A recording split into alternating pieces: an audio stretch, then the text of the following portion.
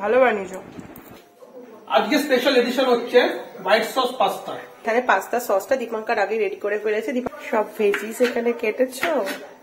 সসের মধ্যে পড়েছে দুধ, বাটার, চিজ আর একটু ময়দা। ময়দাটা না দিতাম তাহলে চিজের পরিমাণটা বেশি দিতে হতো। আচ্ছা, এখন কি তুমি ওই নন ভেজ পাস্তাটা করবে? হ্যাঁ, এখন আমি প্রথমে সবজিগুলো আর একটু চিকেনটা শ্যালো ফ্রাই করে নেব।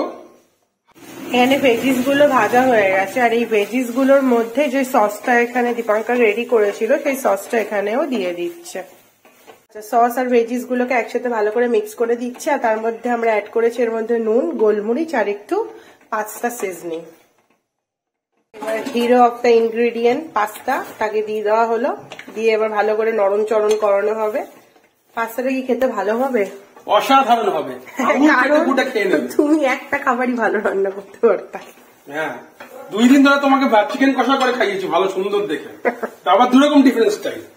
আর বরের বানানো হোয়াইট সস পাস্তা রেডি। এবার এটাকে শুধু টেস্ট করার পালা। দেখতে তো টেম্পটিং লাগছে, খেতেও ওরকমই হবে।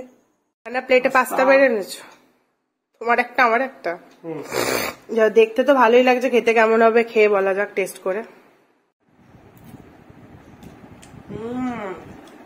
ভালো বানিয়েছো। আমি তো প্রথমেই বললাম তুমি একটা খাবারই ভালো বানাতে পারো, হলো পাস্তা।